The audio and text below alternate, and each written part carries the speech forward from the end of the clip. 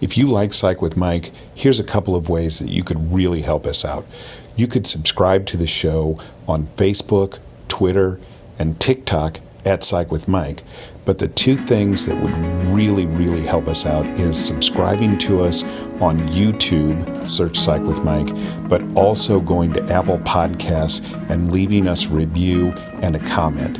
And as always, if it's Friday, it's Psych with Mike. Welcome into the Psych with Mike Library. This is Dr. Michael Mahan, and I am here, as always, with my good friend and colleague, Mr. Brett Newcomb. Good morning. How are you? I'm doing great, and actually, as a extra special treat today, we have a student of mine, Molly Dwyer, who is on the phone with us. How are you, Molly? Hi, good morning. Thank you for having me.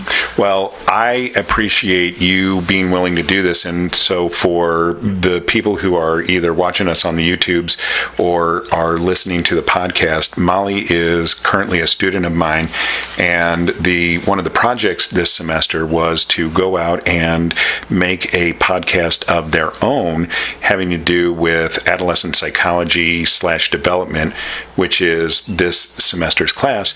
And I just thought, Molly, you knocked it out of the park. It was just really professionally done. Your lead-in information was excellent. Your guest was fantastic. Your questions were right on target, and the way that you asked her to expand on the information I thought was really, really insightful. So I just thought that it was excellently done, and I wanted to, know if you would allow us to put it on the Psych with Mike podcast, and you agreed. And so what we're going to do is a lead in, listen to your podcast, and a lead out. But just tell me a little bit about what that experience was like for you. Well, thank you so much. It was a lot of fun to do. I think I really wanted to make sure it was something that I was proud of, because I don't get a lot of creative leeway in other classes that I'm in. So this was exciting to do, and I wanted to make sure I was doing a lot of background research. I was familiar with Dr. Zucker, who is the person I interviewed with. She's a therapist who specializes in anxiety and OCD treatments. And so I was really able to ask the questions that I wanted to ask and what I was interested in, and that ended up being sort of identity development and adolescence. But it was just so much fun to do, and it was a really enjoyable conversation, and I learned a lot. Good. I've been hesitating about whether or not to say this, but I will say it. Mike was a student of mine 35 years ago, and it's taken me this many years to get him to be more fluid and articulate and smooth in his presentations, and you are way ahead of where he started, so thank you. Are you taking credit for that? I am. Oh, good. I've worked assiduously for years. You just met Molly and taking credit for that. So how did you know Dr. Zucker? Because she practices on the East Coast? Yes, she does. So when I was in 3rd or 4th grade, I had a dog phobia, and it was pretty bad. And so Dr. Zucker actually treated me for that dog phobia, and we've kept in touch since. I'm really interested in psychology. I'm majoring in psychology here at WashU. And so we've kept in touch, and I reached out to her to see if she would be willing to do this interview, because I know that she specializes in treating young children and adolescents. And I'm really interested in anxiety disorders as well. So that's why I reached out to her, and she's great. She has written a bunch of different books. She really is excellent at what she does.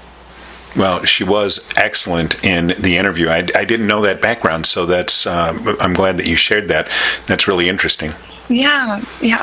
It's interesting to learn about things after you feel like you've experienced it. That's been my case, and I think a lot of the psychology classes that I've taken, I think it's just so interesting, and it gives it a more human perspective as well sometimes. And so I feel like the question is being begged to be asked, did your dog phobia work out? Yes, it did. Yep, I did a year of exposure therapy. It's like cognitive behavioral therapy. I had like a little ladder, and I got stickers every time I moved up the ladder. But it did, and we ended up getting a family dog. That was at the top of the ladder. Wow, so, that's nice. That's fantastic. So I love dogs now, and it was really incredible to see how effective that therapy can be. Well, that is fantastic. So I think what we'll do is listen to your podcast, and at the end we'll come back and talk a little bit about it. Perfect. That sounds great. Okay. Hi, everyone. Thank you so much for joining me today. We have a really great speaker lined up that I think will be especially impactful for parents of adolescents who are really trying to understand their teens and to be able to differentiate between normal and abnormal teen behavior. Dr. Bonnie Zucker will be joining me in a moment to talk about all of this and more, but first I wanted to give all of you, my viewers, a little bit of background and context on the importance of infant connections with their primary caregivers in order to explain how this really sets the stage for our conversations about adolescence.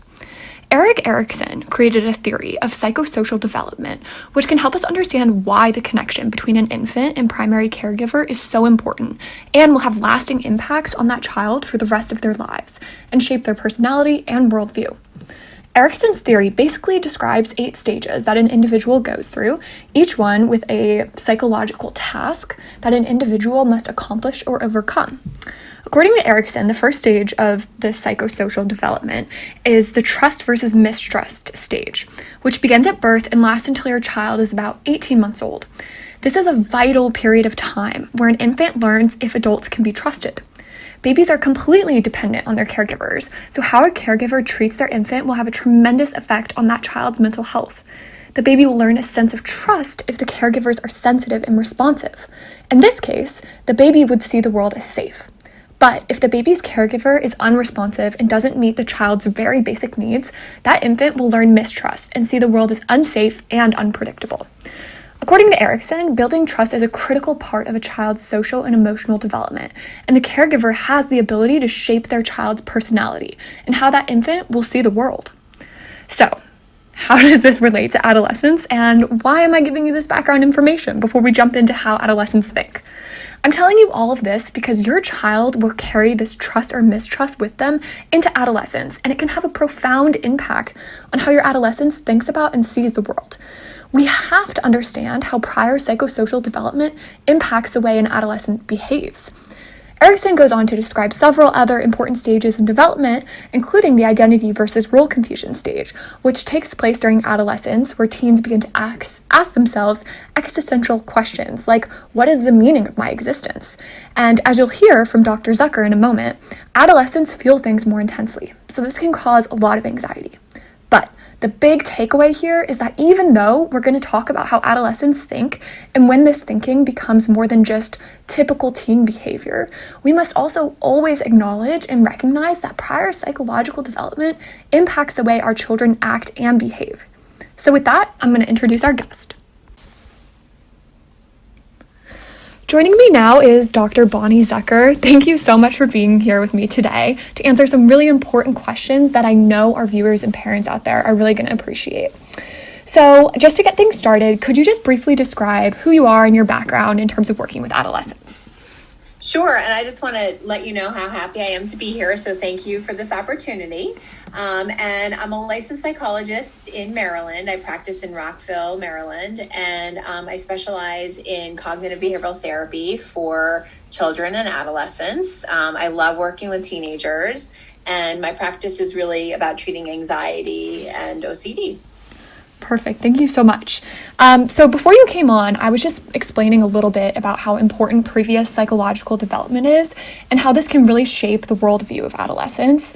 So what's one piece of advice that you might give parents of infants out there that want to really set their child up for psychological success later in life, especially in adolescence? That's such a great question. And I do tend to think about development as sort of like whatever stage you're at, the next stage, it affects the next stage, which affects the next stage. So there's sort of a cumulative impact of your earlier experiences. So for parents of young children, I would say that really hearing them and validating their experience primarily by mirroring them, that would be the most important thing to offer that would be beneficial in the adolescent years. So by mirroring, I mean reflecting back, a positive view of the child, but where the child's experience is really being validated and they're being heard. Interesting. I think that's really great, helpful advice for any parent. So jumping ahead in time a little bit, I think let's just start with a really basic question. Why do you think it's important for the parents out there to understand the way that their adolescent thinks? Oh, I think essential, because the brain is not fully developed until you're 25. So, and your identity is not developed until you're 25 or sometimes a little older. And for teenagers, they are going to do things that don't, for example, teenagers have to be focused on their own identity development. And that means they're not going to be necessarily as empathic to others. Mm-hmm. Except their friends, right? Right, and so if parents expect this sort of reciprocal dynamic between their kids, they're actually having an expectation that is not well matched for the psychological or even neurological development of the teenager. So understanding them is necessary because they can't have expectations that they would for an adult. Interesting. I think that leads in well to a next question, which would be, could you actually briefly just explain a little bit about what's happening physiologically during adolescence, maybe in terms of brain functioning and the amygdala that causes teens to sometimes have these heightened emotions that cause their behavior that adults might not classify as like rational, perhaps? Right. So there's a few things at play. One are all the hormonal changes that happen in our teenage years. Another is that the brain is not completely developed when it comes to the myelinization. So there's this like myelin sheath around all the nerves that helps with connectivity and increases someone's ability to have reasoning. Interesting. So that is not fully developed, which is sort of why you can't get a rental car until you're 25 because the accident rate is higher even before then, because your reasoning skills are actually not as advanced, and it's a neurological norm. Right. It's nothing to be pathologized.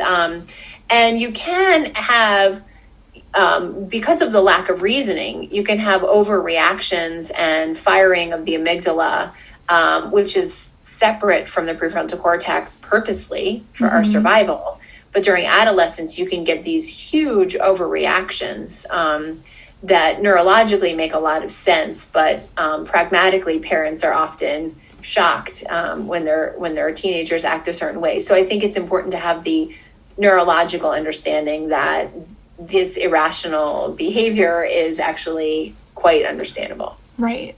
And I think that's actually a really good segue to talk a little bit about the egocentrism that occurs during actually infancy and that is reemerging pretty severely during adolescence. And right, that's not to say that adolescents are super selfish human beings, but could you just talk a little bit about how this egocentrism during adolescence impacts their perception of the world in terms of things like a perceived audience or personal fables or anything along those lines?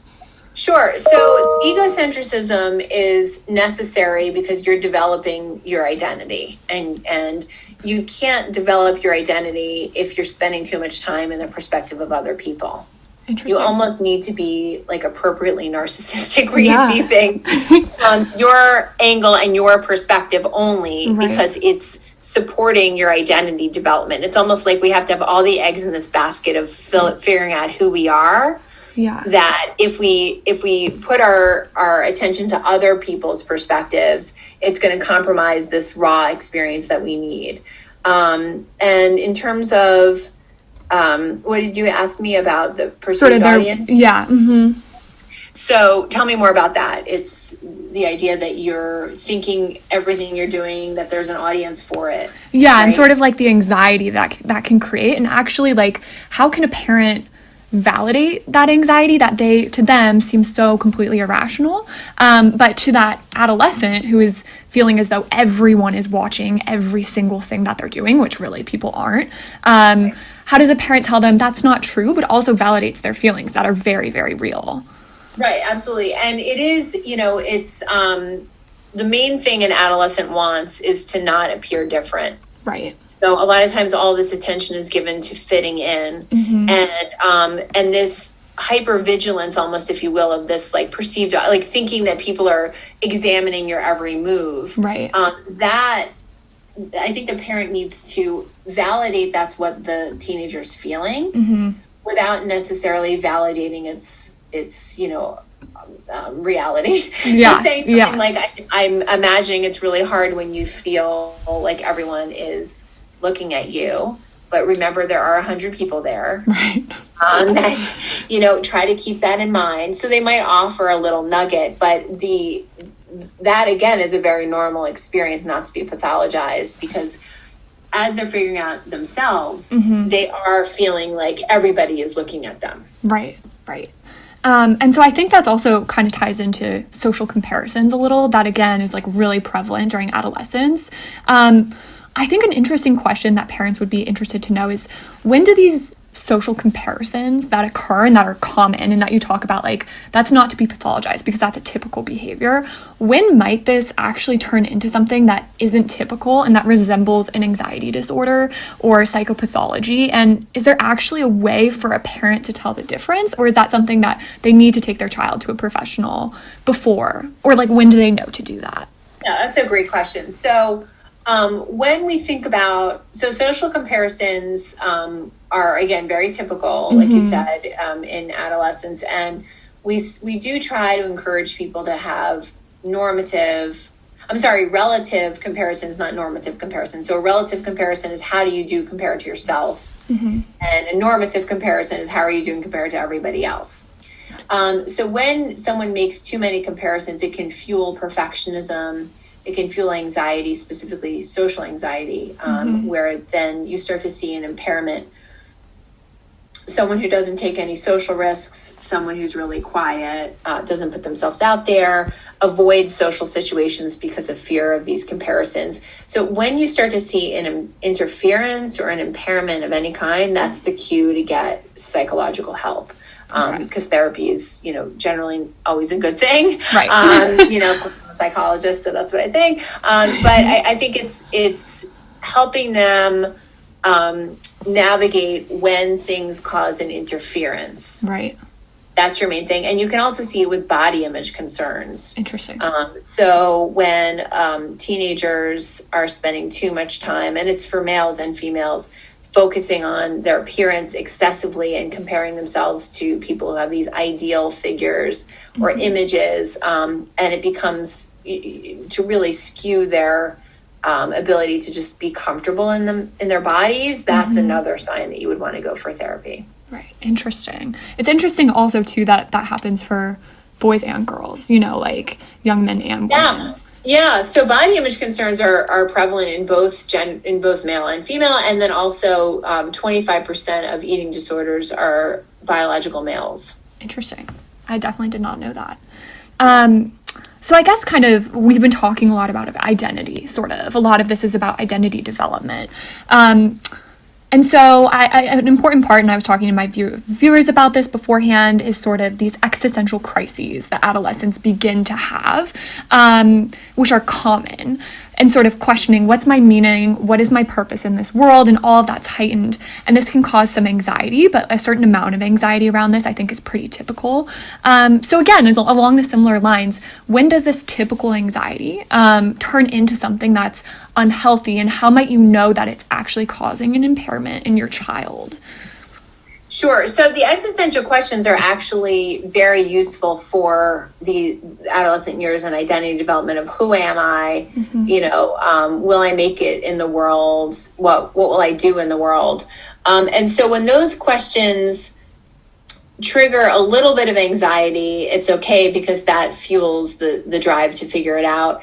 When it becomes, though, too much anxiety, where it makes them stagnant, where they're not able to explore or take risks or put themselves out there, then that's when it's interfering with their search for identity. And then so anytime you see that, you would want to get help. And then if it becomes, if it leads to depressive symptoms, that's when we would be concerned. So it's almost like, on one hand, you want to say, what's the meaning of life? What's my role? But if the answers start to be, well, there is no meaning, nothing is real, and then they start to match those thoughts with avoidance behaviors or isolation or withdrawal, then those are symptoms of depression that you would want to get treatment for.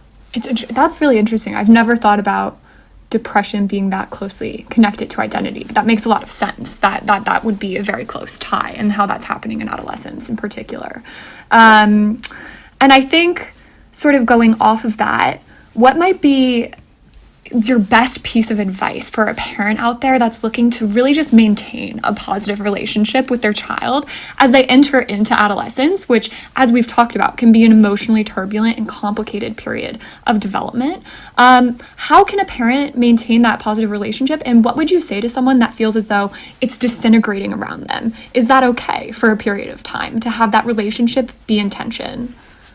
Yeah, this is such a great question. So one thing parents of teenagers have to do is they have to make time for their teenager that is not about a to-do list or an agenda based conversation.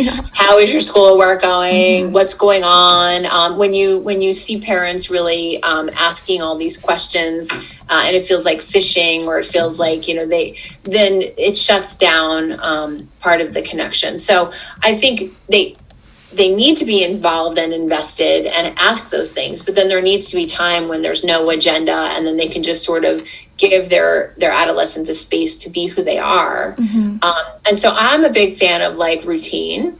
And I think it's nice, for example, to have like a Sunday morning breakfast with your child every Sunday morning. Maybe you take them to, in a post-COVID world, take them to Starbucks and just even for 30 minutes and just make it a habit of this is what we do. Or if there's an activity you drive them to on the way there, on the way back, like we pick up dinner, we just go in and, we eat for 30 minutes and we talk without an agenda.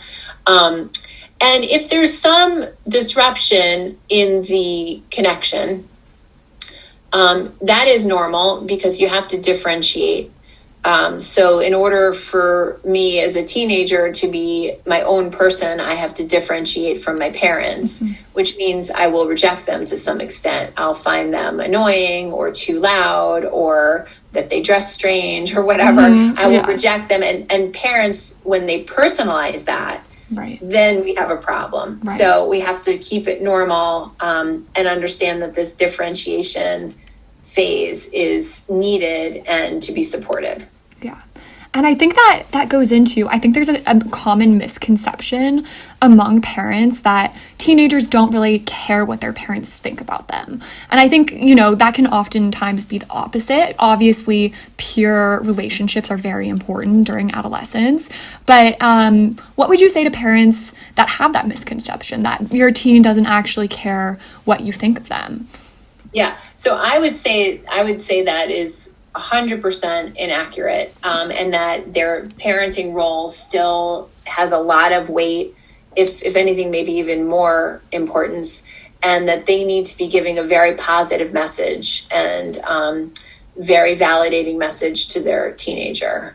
So it needs to be where they find what's good in their adolescence in their adolescent and make comments about that, and give compliments and express gratitude. And, I think it's really important for them not to minimize their role. Yeah. And so finally, a last question. What would your advice be to a parent who's concerned that their child is suffering from anxiety or depression?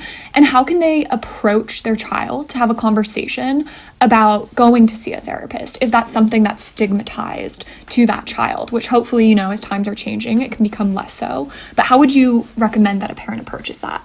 Sure. So if you look at the prevalence rates of anxiety disorders in adolescents, it's about 32%, which is excessively high. Wow. So that means that between the ages of 13 through 18, there's a 32% chance that someone during their adolescence will at some point meet the criteria for an anxiety disorder. So it needs to be in the back of every parent's head. And I think speaking factually, I noticed that your anxiety is higher than I'd like it to be, or I'm sure higher than you'd like it to be.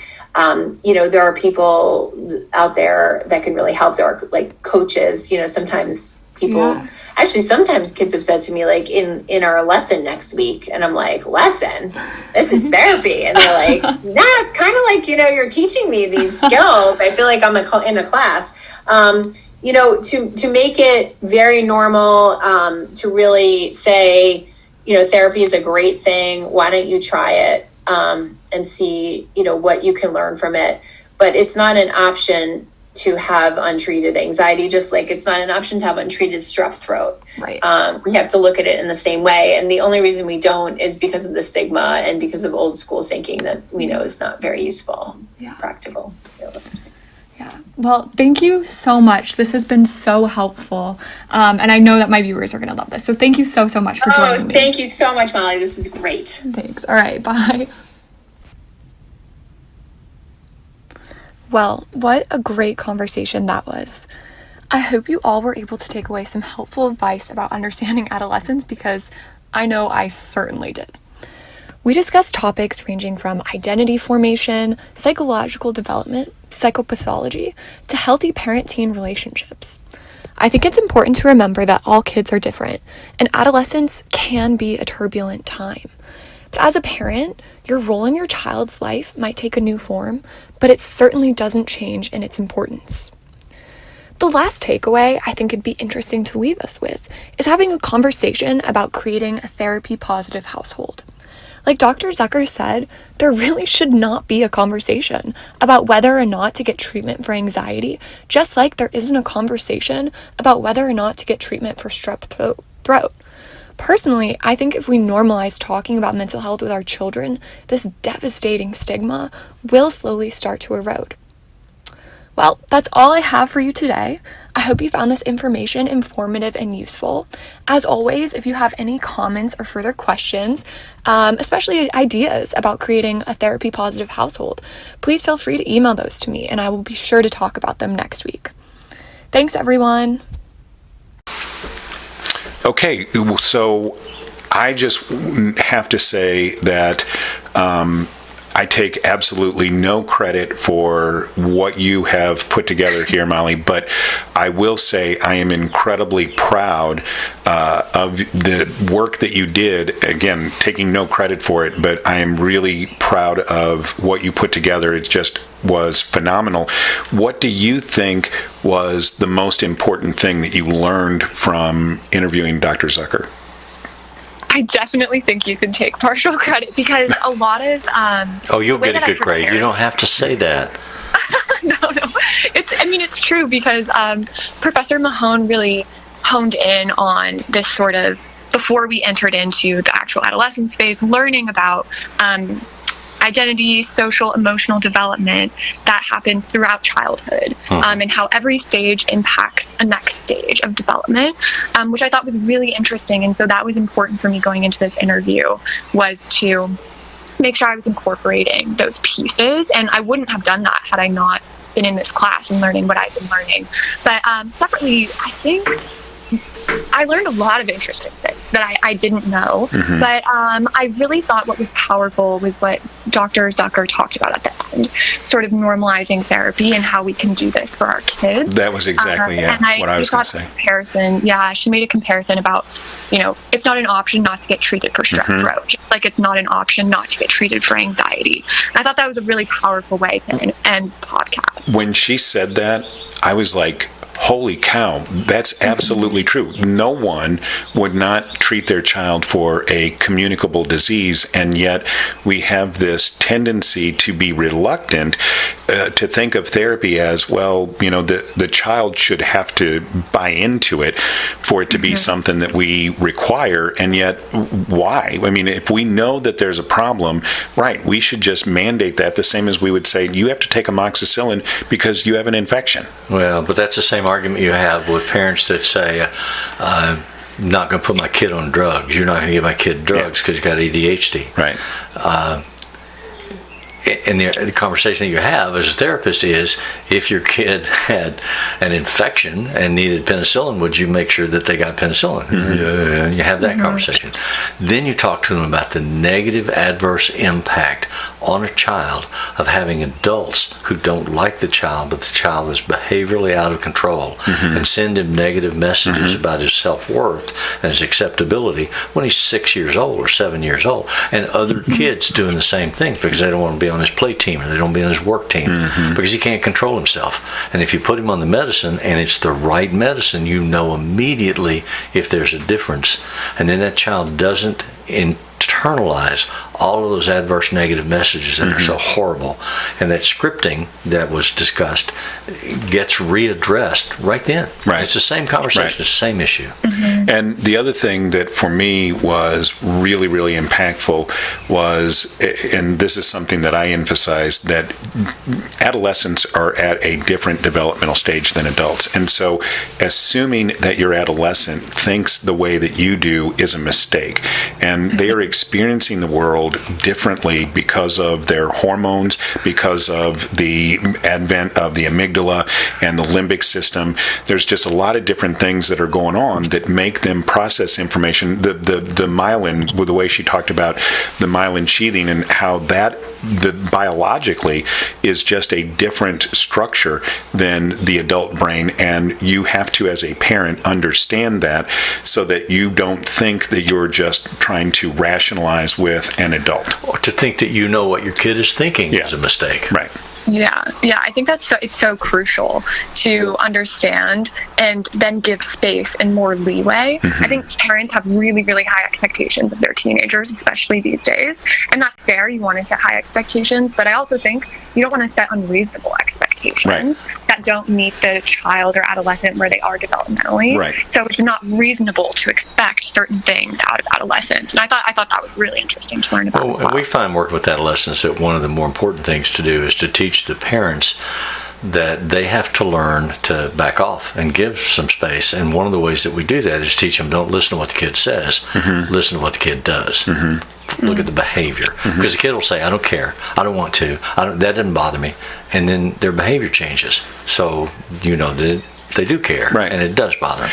And one of the things that I want to say to parents is, I want you to attend to your adolescent. I want you to try and create some understanding of what they're going through, but I don't want you to think that you must allow them to do things that you think are dangerous or are inappropriate because that's their reality. You still have the right and the obligation to be a parent and to set structural boundaries. And one of the things that we didn't talk about yet is the idea that boundaries for adolescents equate to security. When adolescents don't have boundaries, they feel insecure. And parents need to appreciate that. It's their job to set those boundaries so that the adolescent knows what the boundaries of society are, because that makes them feel safer. Or the boundaries of your household. Sure.